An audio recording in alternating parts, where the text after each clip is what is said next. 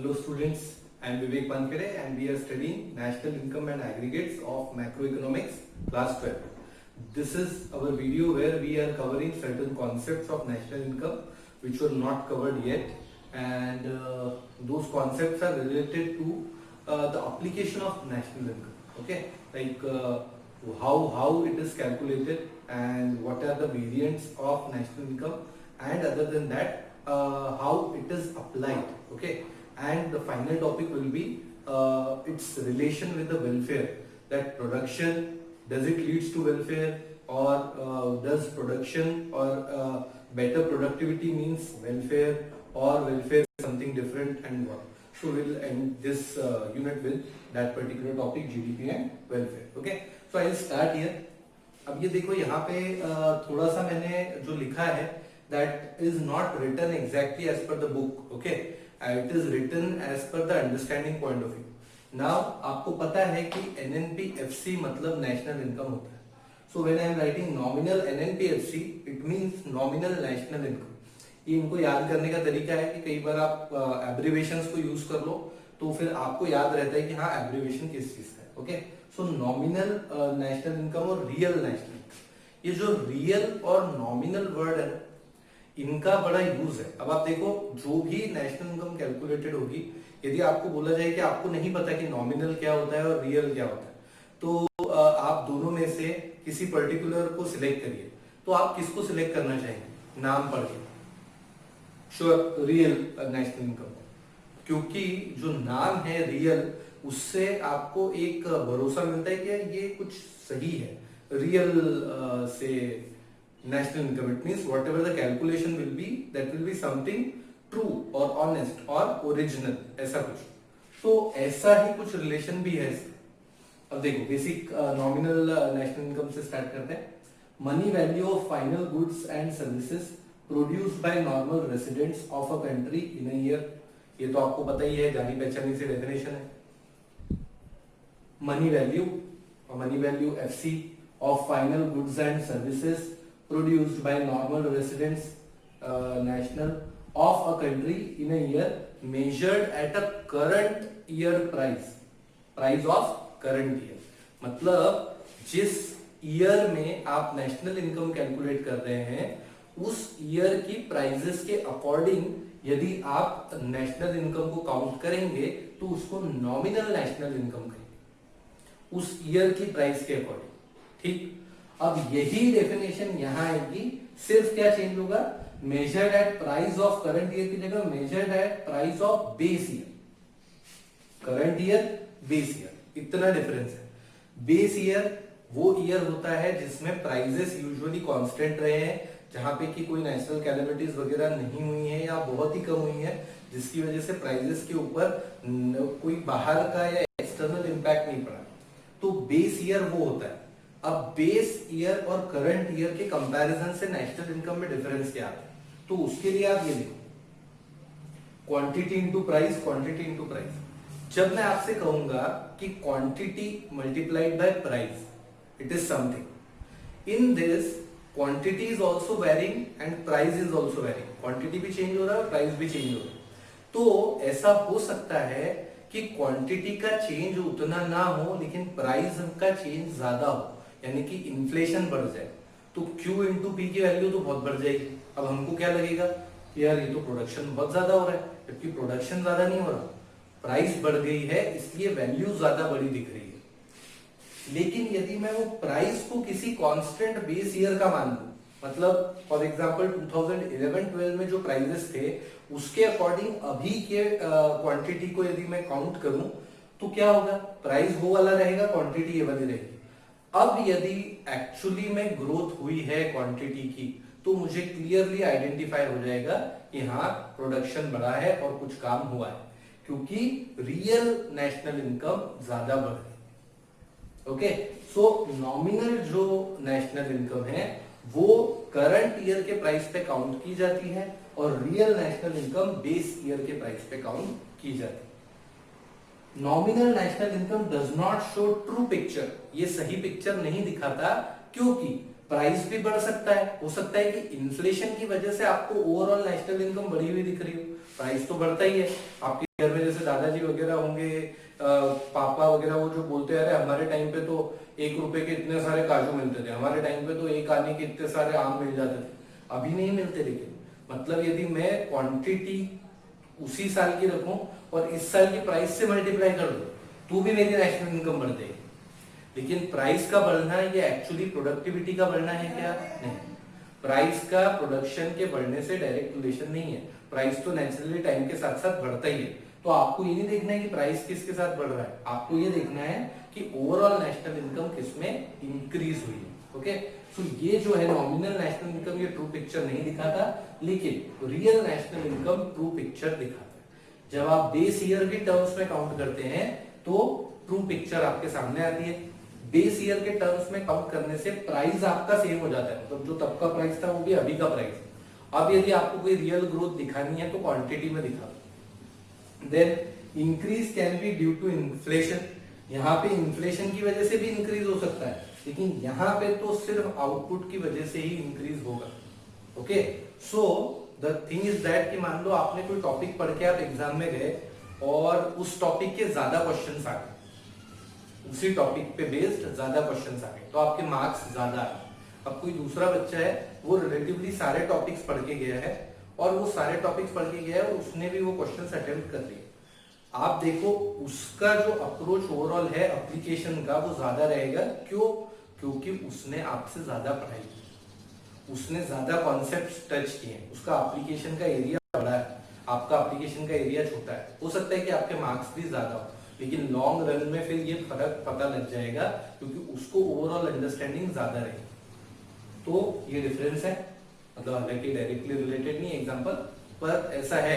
इसी की वजह से जो बैक बेंचर्स रहते हैं ना, जो कई बार पढ़ाई में वीक रहते हैं, उन लोगों की भी डिसरिस्पेक्ट इसलिए नहीं करनी चाहिए क्योंकि वो पढ़ाई अच्छे से नहीं करते, क्योंकि उनके अंदर भी काफी सारी दूसरी क्वालिटीज हो सकती है और ओवरऑल पैकेज में शायद वो टॉपर को भी बीट कर देते हैं।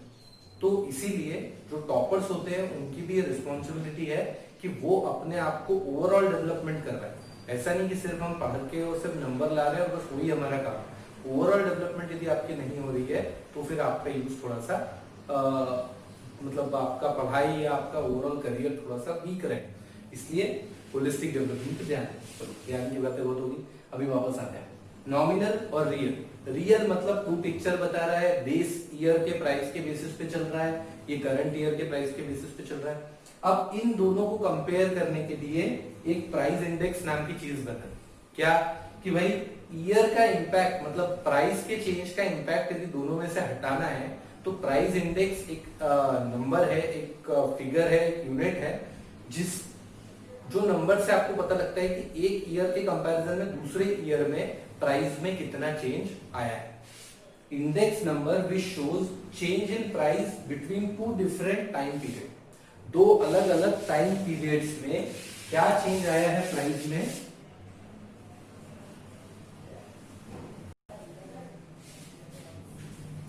दो अलग अलग टाइम पीरियड में क्या चेंज आया है एक्चुअली प्राइस में, उसको दिखाने का काम ये प्राइस इंडेक्स करता है। इसका फॉर्मूला क्या है? Nominal national income upon real into 100। अपन नॉमिनल अपॉन रियल इंटू 100 याद रखना।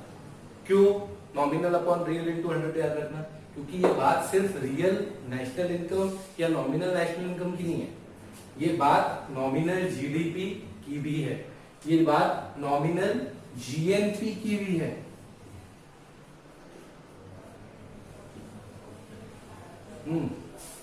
तो ये जैसे ग्रॉस डोमेस्टिक प्रोडक्ट नॉमिनल, तो ये जो प्रोडक्शन है वो करंट ईयर के प्राइसेस के बेसिस पे पता किया गया कि कितने करोड़ों का प्रोडक्शन हुआ, कितनी मिलियन ट्रिलियन की इकोनॉमी। तो वो यदि बेस ईयर के कंपैरिजन में पता करेंगे तो उसको बोलेंगे रियल जीडीपी। इसमें क्या होगा रियल जीडीपी में? एक मिनट,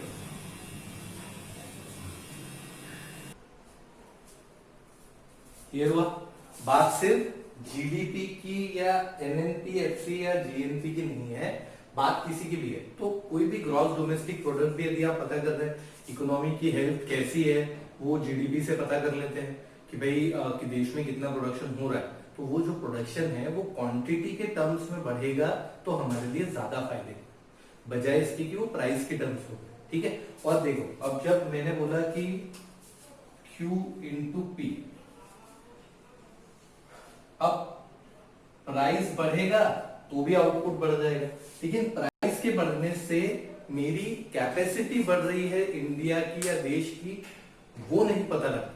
तो प्राइस के बढ़ने से नहीं पता लगेगा, क्वांटिटी के बढ़ने से। इसलिए हम क्या करते हैं, प्राइस को कर देते हैं फिक्स, इसको कर देते हैं एकदम फिक्स्ड बेस ईयर, और इसको वैरी करते हैं, ये जो भी रियल वैल्यू, तो उसके हिसाब से अब जो भी चेंज आएगा वो क्वांटिटी की वजह से।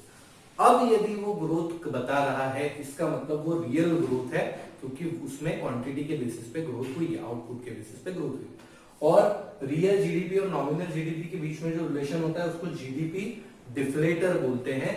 Measures the average level of prices of all the goods and services that make up GDP. Average level of prices मतलब ये रियल और नॉमिनल वाला जो प्राइस का डिफरेंस है ना, उसको खत्म कर। एवरेज लेवल ऑफ प्राइसेस मतलब वही यहाँ पे जो काम हो रहा था वही काम यहाँ भी हो रहा है, कि ये एक नंबर है जो उनका एवरेज प्राइस लेवल के बारे में बताता है, उन दोनों के प्राइस के इंपैक्ट को खत्म कर देता है। इन दोनों के प्राइस के इंपैक्ट को, रियल और नॉमिनल।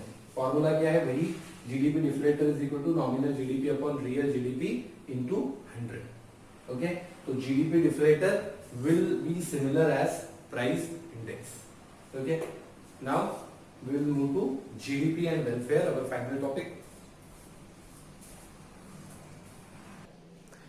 ये हमारा last topic GDP and welfare. Okay, अब जीडीपी और वेलफेयर को हम कंपेयर ही क्यों कर रहे हैं? सबसे पहली बात, जीडीपी मतलब ग्रॉस डोमेस्टिक प्रोडक्शन। अब ग्रॉस डोमेस्टिक प्रोडक्ट जो है उसको वेलफेयर के साथ क्यों कंपेयर कर रहे हैं? नॉर्मली जब हम किसी देश के बारे में पता करते हैं कि वो देश कैसा है, कैसा परफॉर्म कर रहा है, तो हम देखते हैं कि उसका जीडीपी क्या है, मतलब उस देश में कितना प्रोडक्शन हो। लेकिन क्या प्रोडक्शन का मतलब ये है कि वेलफेयर भी हो रहा है, लोगों का बेनिफिट भी हो रहा है? प्रोडक्शन हो सकता है बहुत हो रहा हो, लेकिन लोगों का वेलफेयर नहीं हो रहा है, क्योंकि जीडीपी जब भी काउंट किया जाता है वो प्रोडक्शन को देखता है, वो ये नहीं देखता कि किस चीज का प्रोडक्शन हो रहा है। ऐसा हो सकता है कि कोई देश बहुत ज्यादा प्रोडक्शन कर रहा हो, लेकिन वो प्रोडक्शन कर रहा हो सिगरेट का, अल्कोहल का, और इनका प्रोडक्शन करके वो बहुत ज्यादा जीडीपी अपना बढ़ा लिया उसने, लेकिन ये वेलफेयर वाली चीजें तो है नहीं। या फिर उसने बहुत बड़ी बड़ी इंडस्ट्री सेटअप की जिसकी वजह से एनवायरनमेंट बिल्कुल खराब हो गया, एकदम पॉल्यूटेड हो गया, तो ये प्रोडक्शन तो हुआ, जीडीपी तो बढ़ा, लेकिन वेलफेयर नहीं हुआ। Okay, so here we are going to see what is welfare. Welfare means sense of material wellbeing among the people. Material wellbeing among the people का सिंपल मीनिंग ये है कि कितना मटेरियल अवेलेबल है लोगों के पास यूज करने के लिए। यदि ज्यादा से ज्यादा अमाउंट में मटेरियल अवेलेबल है हर एक इंडिविजुअल के पास, तो फिर वेलफेयर है। यदि पर हेड यूसेज कम अवेलेबल है, जैसे कोई कोई तो बहुत ज्यादा यूज कर रहे हैं, लेकिन बाकी कुछ लोगों के पास तो कुछ है ही नहीं, बेसिक चीजें भी नहीं है, तो फिर वो वेलफेयर नहीं है। It is a selective welfare, कुछ लोगों का अच्छा है, कुछ लोगों का नहीं है। डिपेंड्स ऑन ग्रेटर पर हेड अवेलेबिलिटी ऑफ रिसोर्सेज। पर हेड अवेलेबिलिटी, एक इंडिविजुअल के लिए कितने रिसोर्सेज अवेलेबल है। फॉर एग्जाम्पल, यदि मैं देश में जमीन खरीदना चाहता हूं, तो एक इंडिविजुअल के लिए, और ऐसे सारे लोग खरीदना चाहते हैं, तो हर किसी के लिए कितनी जमीन अवेलेबल है, वो चीज। यदि मैं अपने घर के लिए इलेक्ट्रिसिटी खरीदना चाहता हूँ, एयर कंडीशनर्स खरीदना चाहता हूँ, जितना भी ज्यादा लग्जरियस मैं अपने आप को बनाना चाहता हूँ, तो उतनी फैसिलिटीज कितने लोगों के लिए देश अवेलेबल करवा सकता है।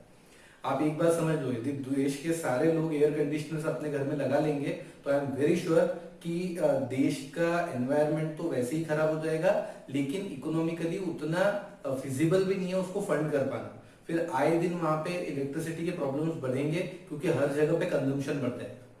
तो इसका मतलब यह है कि भाई पर हेड अवेलेबिलिटी ज्यादा होनी चाहिए। ब्रिटेन इतना सक्सेसफुल हम क्यों मानते हैं? क्योंकि ब्रिटेन ने क्या किया, सब जगह पे उनका राज्य था, वहां से उन्होंने सब चीजें चुरा ली, और अब उन्होंने अपना छोटा सा एक देश बना लिया, उसको उन्होंने पूरा मॉडर्न और टेक्निकली वेल इक्विप बना दिया, और वो पॉपुलेशन उनकी काफी कम है, क्योंकि वो सारे के सारे पहले से एजुकेटेड हैं और वो एक सिस्टम के थ्रू चल रहे, तो उन्होंने अपनी पॉपुलेशन को लिमिट में रखा।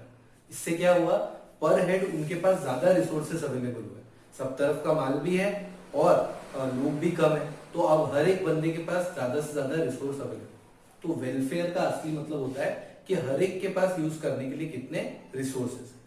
तो क्या जीडीपी का बढ़ना ये वेलफेयर का भी बढ़ना है। ये क्वेश्चन मार्क लगाया, ये भूलना मत, बाद में नहीं तो पब्लिसिटी कर दोगे कि सर ने बोला था हायर जीडीपी मतलब हायर वेलफेयर। ऐसा नहीं, क्वेश्चन मार्क है यहाँ पे और वो भी 2 लगाए ताकि दिख जाए। तो हायर जीडीपी और हायर वेलफेयर ये क्वेश्चनेबल है।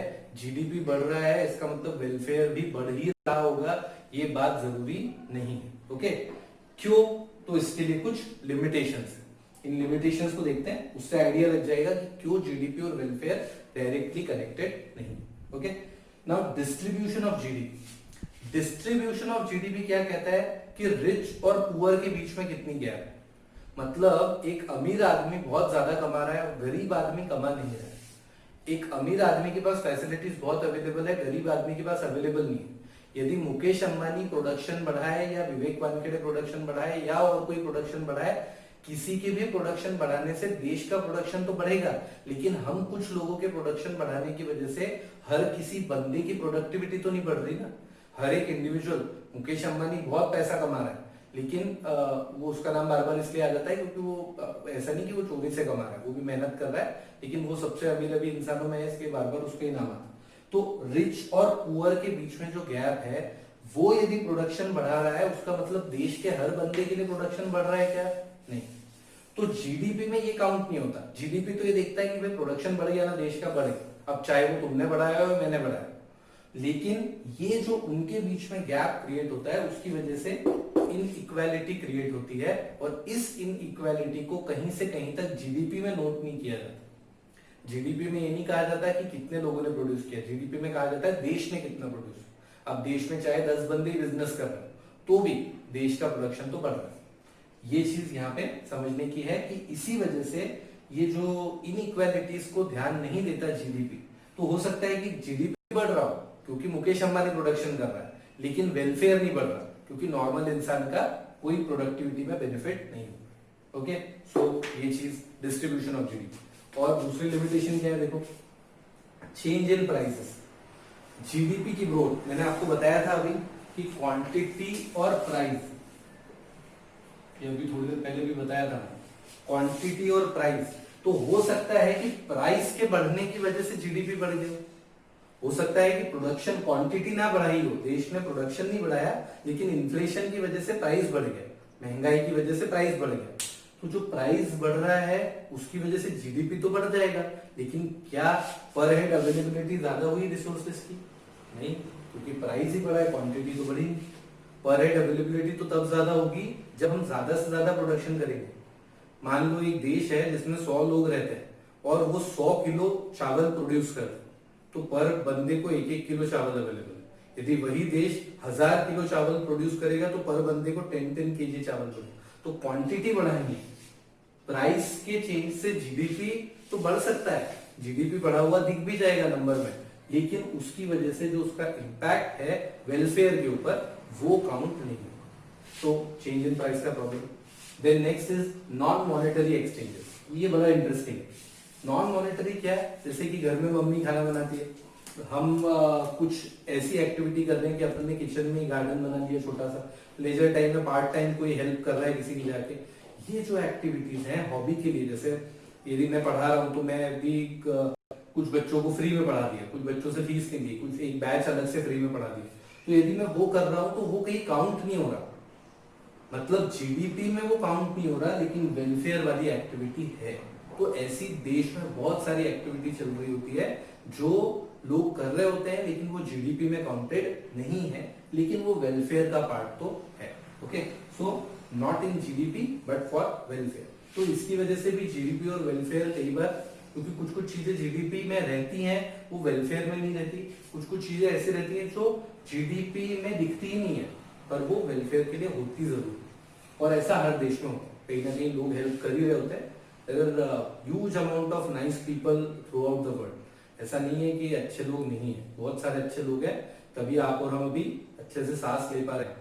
ये अच्छे लोग नहीं होते तो हमारे लिए घर में रहना बहुत मुश्किल हो जाता। Externality, next limitation is externality. Externality का सिंपल मतलब है एक्सटर्नल इंपैक्ट। जो भी काम कोई फर्म या इंडिविजुअल कर रहा है उसकी वजह से होने वाला इंपैक्ट जिस इम्पैक्ट के लिए उसको ना पे किया गया ना उससे पेनल्टी लगाई गई। अब इम्पैक्ट दो तरीके के होते हैं, मेरे पढ़ाने का आप पे पॉजिटिव इम्पैक्ट भी हो सकता है, नेगेटिव इम्पैक्ट भी हो सकता है। खैर ये गलत एग्जांपल हो गया, पर चलो कोई नहीं, ठीक है। हाँ, तो हो सकता है कि मेरे पढ़ाने का आप पे पॉजिटिव इम्पैक्ट हो या नेगेटिव इम्पैक्ट। पॉजिटिव इम्पैक्ट हो गया तो आप मुझे पैसे नहीं दोगे, और नेगेटिव इम्पैक्ट हो गया तो आप मुझे पेनल्टी या फाइन नहीं लगाओगे। बेनिफिट्स और harms for which they are not paid और पीनलाइज्ड, ऐसे बेनिफिट्स या ऐसे हार्म्स जिनके लिए उनको पीनलाइज नहीं किया जाता या जिनके लिए उनसे कुछ पैसे नहीं लिए जाते, तो वो यदि नेगेटिव इम्पैक्ट है, जैसे मान लो एक मेरा पेटेंट एग्जांपल है कि आपके कॉलोनी के पास किसी ने फैक्ट्री खोली। अब फैक्ट्री खोली और वो वहां पे हूटर बजता है, उनका वो जो मशीन चलती है तो उसमें साउंड क्रिएट होता है।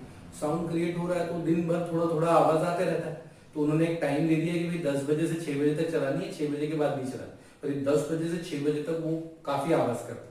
अभी जो नॉइस पॉल्यूशन क्रिएट हो गया, इसके लिए वो कोई पेमेंट तो करेंगे नहीं, क्योंकि उनको जो जो टैक्सेस वगैरह जो भरने हैं वो भर रहे हैं और अपना काम कर रहे हैं। कोई बाइक निकल जाती है देखो बिना साइलेंसर की, तो बिना साइलेंसर की बाइक निकल जाती है तो कितना गंदा आवाज करते हुए जाती है, तो क्या उसके लिए उसको पेनलाइज करते हैं? नहीं। तो ऐसी चीजें जिनके लिए उनको पेनलाइज नहीं किया जाता और वो नेगेटिव इम्पैक्ट क्रिएट करती है, वो नेगेटिव एक्सटर्नैलिटी। सेम कंपनी जिसमें हूटर का साउंड होता है, वहां पे उन्होंने एक गार्डन बनाया लोगों के लिए, तो लोगों के लिए उन्होंने गार्डन बनाया। अब लोग शाम को जाते हैं 6 बजे बाद गार्डन में अपने बच्चों को लेके वगैरह, बूढ़े लोग भी जाते हैं। अब वो लोग उस गार्डन को यूज कर रहे हैं, ये पॉजिटिव इम्पैक्ट है जिसके बदले में उनको पैसे नहीं मिले। सो नेगेटिव और पॉजिटिव एक्सटर्नैलिटी, पॉजिटिव मतलब जिसकी वजह से पॉजिटिव चेंज हो रहा है, और नेगेटिव मतलब जिसकी वजह से नेगेटिव चेंज हो रहा है। एक्सटर्नैलिटी मतलब external impact, okay, that may be positive और may be negative. Fine, last is population growth rate. Now, there can be a thing that GDP is growing very fast, but population is growing even fast. आज के time पे काफी सारे teachers से या जब भी कभी किसी पढ़े लिखे बंदे से या नॉर्मल बंदे से भी जब बात करते हैं ना, जो कि शायद स्कूल लाइफ में एजुकेटेड नहीं है, उनसे भी जब बात करते तो कहते हैं कि पॉपुलेशन के बढ़ाने पे कंट्रोल होना चाहिए। यदि पॉपुलेशन पे कंट्रोल नहीं है, हम दो हमारे दो या हम दो हमारा एक, ऐसा कुछ चीज को रिलीजियसली देश फॉलो नहीं कर रहा है, तो उनकी पॉपुलेशन इतनी बढ़ती जाएगी कि जीडीपी चाहे कितना भी चीख चीख के बढ़ रहा हो, पर हेड अवेलेबिलिटी ऑफ रिसोर्स फिर भी कम हो जाएगी। इसीलिए पॉपुलेशन का एक लिमिट में बढ़ना जरूरी है, उससे रिसोर्स पे कंट्रोल रखा जा सकता है। तो पॉपुलेशन को एक लिमिट में ही ग्रोथ मिलनी चाहिए, उसके लिए डेफिनेटली चाहे हार्श हो चाहे कुछ भी हो। और मुझे लगता नहीं कि कोई हार्श स्टेप है, क्योंकि जो पैदा हो चुके हैं उनके बारे में कुछ नहीं कहा जा रहा, जो भी पैदा नहीं हुए हैं उनके बारे में कहा जा रहा है। आप सोचो कि अभी देश में जैसे काफी सारा उनका चलता है गरीबों का, कि अरे इन गरीबों के लिए अरेंजमेंट नहीं है, गरीबों, वो गरीब है तो क्या उसने कभी ये नहीं सोचा कि मैं 5 या 6 बच्चे क्यों पैदा कर रहा हूँ? फिर मैं तो एक बच्चे को खाना नहीं खिला पा रहा, तो मैं 4-4 बच्चे पैदा क्यों कर रहा हूँ? उसने एक बार भी ये चीज नहीं सोची। एटलीस्ट पैदा करते वक्त तब तो सोच सकता था ना कि यार नहीं, अभी मुझे नहीं करना चाहिए, मैं कैसे, मतलब चाहे वो पढ़ा लिखा ना हो, पर उसको ये तो पता है कि मेरे बच्चे को खाना नहीं खिला पा रहा। मतलब जब पैदा करने की बारी आएगी तो लोग अपने आप पे कंट्रोल नहीं रखेंगे और वो पॉपुलेशन बढ़ाते जाएंगे, और जब पॉपुलेशन बढ़ जाएगी तो अब उस पॉपुलेशन को फीड करने के लिए वो लोग जो अपनी मेहनत का पैसा टैक्स में भर रहे हैं, उनके टैक्स के पैसे को उनको फीड करने में यूज किया जाएगा, ना कि फैसिलिटीज क्रिएट करने में। तो देश आगे कैसे बढ़ेगा? सो पॉपुलेशन का डायरेक्ट इंपैक्ट है कि पॉपुलेशन ग्रो करेगी यदि तेजी से, तो जीडीपी का इंपैक्ट दिखेगा ही।